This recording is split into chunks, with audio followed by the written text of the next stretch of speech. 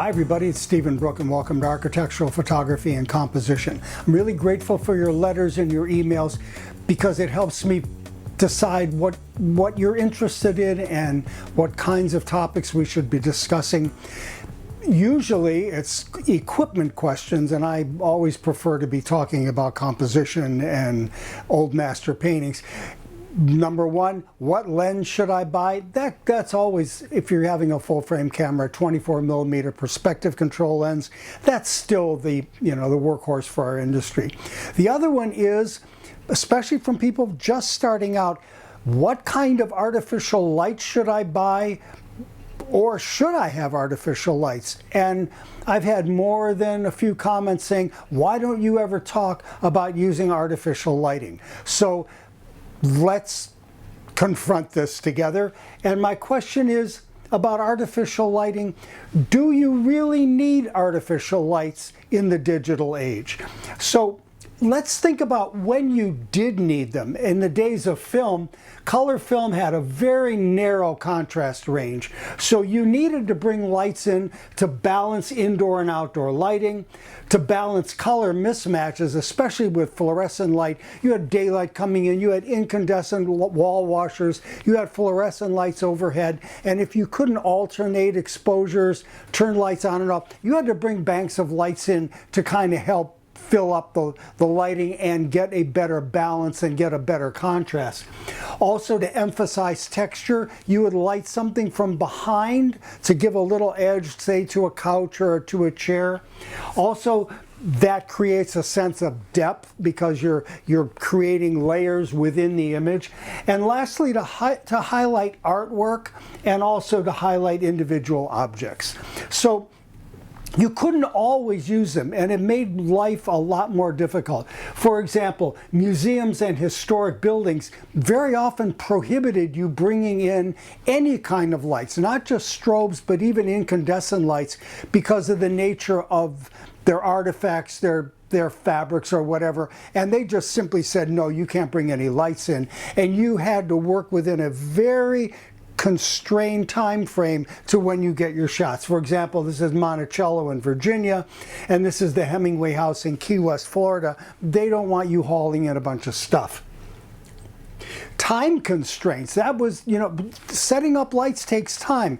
Here in the Church of the Holy Sepulchre in Jerusalem, this is Calvary, one of the Stations of the Cross. When they let you in, and when the people come in, that's usually about a 5-minute window. So you need to figure out where you're going to shoot, set up, and make your shots accordingly. You couldn't bring any lights in. And security reasons. For example, here, this is the Governor's Palace in Virginia and the Florida State Capitol building. They don't want you they don't even like you bringing cameras in, but they sure don't like you bringing a lot of gear along with you.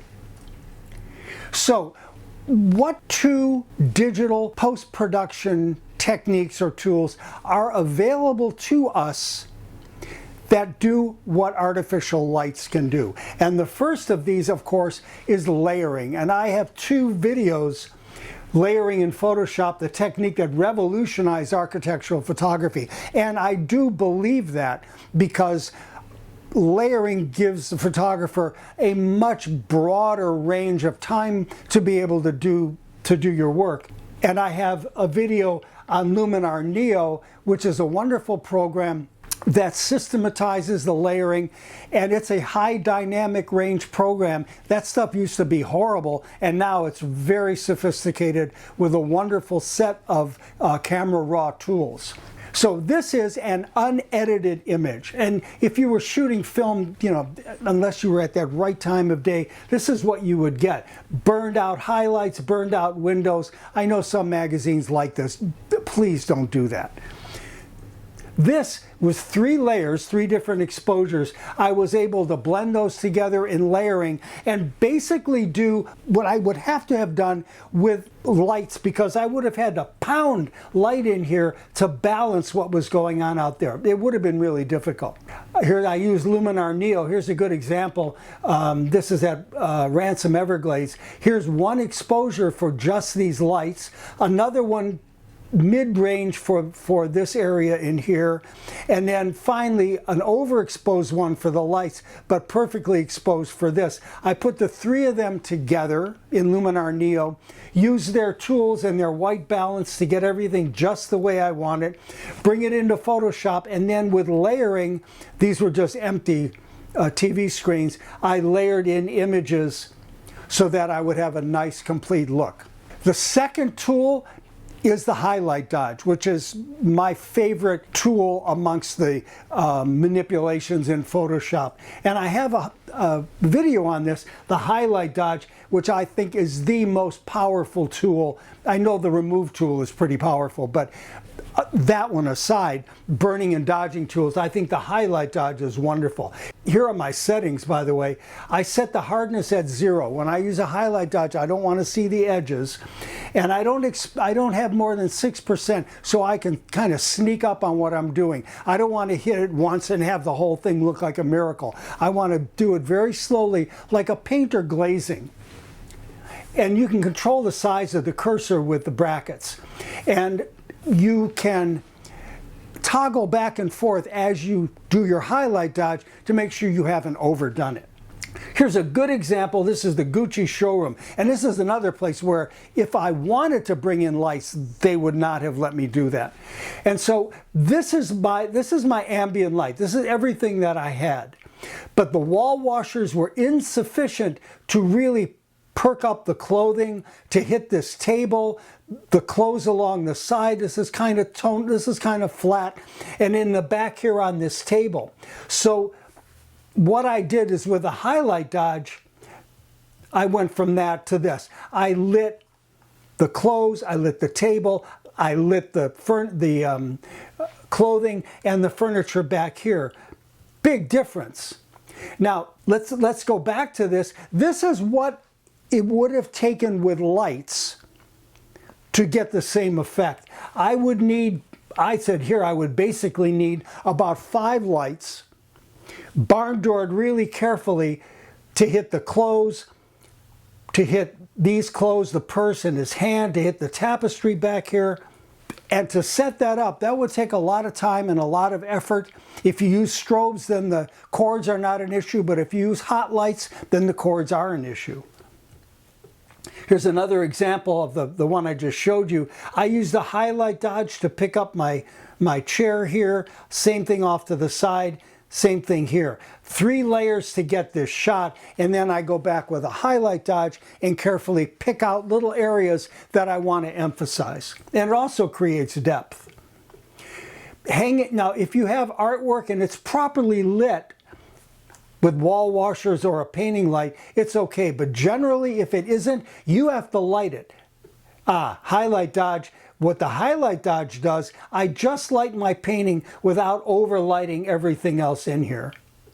And then lastly, and I've showed you this before, I use a highlight dodge outside where it'd be really inconvenient to be hauling a set of lights around. And I have these aluminum mullions on this building at Miami International Airport, and I want to show these. This is my existing shot, but with a highlight dodge, I can really make these mullions pop right out, and this aluminum down here. Now, I want to show you a few projects that I photographed that I promise you, I did not use any artificial lights whatsoever. It was all accomplished with layers and with some highlight dodging. This is wicked because this is the Brightline station. I wanted to see the light pouring in here because it was designed so that when you sit here, you have a view out and the light comes in. It's a beautiful space, but the contrast range was insane. This is about, as I recall, about 5 layers to get this shot. This is Miami-Dade College, the Artificial Intelligence Studio by SCEC Contractors.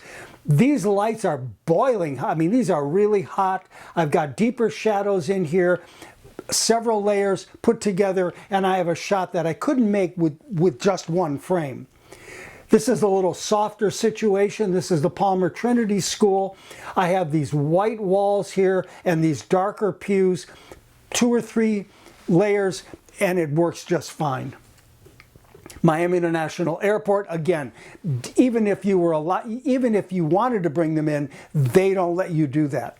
It's inconvenient, it's a safety issue. They don't want wires, they don't want any of that. And these are a couple of restaurants. Lighting a restaurant back in the day was, you were lucky if you got 4 shots, 5 at the most, shooting 4x5, lighting up everything. This is the Bay 13 restaurant and Bacan restaurant. These are complicated situations that I was able to manage with layering. Here's a Bassett Furniture Store. Again, I've got deeper shadows. I've got bright areas here with the couches. I've done highlight dodging a little bit back in here to bring out some of these areas that didn't come through even with layering. And it's all done post-production. And finally, this is very typical, an oceanside residence. In the day of film, you might have had a 5-minute exposure time to be able to see outside, not have the interior lights reflected in the windows, and to be able to get a really nice view of the interior spaces. So, my conclusion, and for those of you thinking about the necessity for buying artificial lights, are they useful? Can they help? Sure, of course they can. And I do have a small grip. I use GVM 8000 RGB. I have a set of 3 of these. They pack up really nicely. I bring them to every job, but I don't remember the last time I pulled them out of their case. So, are they absolutely necessary to produce high quality architectural photography? In my opinion, they are not. So if this was useful, stimulating, helpful in your decision about buying equipment, give it a thumbs up. If you're new to the channel, please subscribe so that you know when the new videos come up. The comments of our community are really good. People ask very important, very intelligent questions, and I try to answer all of them. And this site is free, and it always will be. If you would like to support the channel and get something really valuable, consider purchasing a copy of Architectural Photography and Composition. I think it's the one book you need, and you wouldn't need anything else. I cover everything from beginning to end. If you are a brand new beginner right out of the box, starting here, finish the book, and I guarantee you, you will produce professional quality architectural photos. And if you're already a seasoned pro and working in some other field and would like to venture into architectural photography, but you're not sure where to start, what the kind of ground rules are, this book goes through a art historical background for architectural depiction, and it will help you right from the beginning. Every page has something that will be of value. Now, if you'd rather not work from a book and rather have a structured course, we have a course on Udemy. It's about 46 lessons.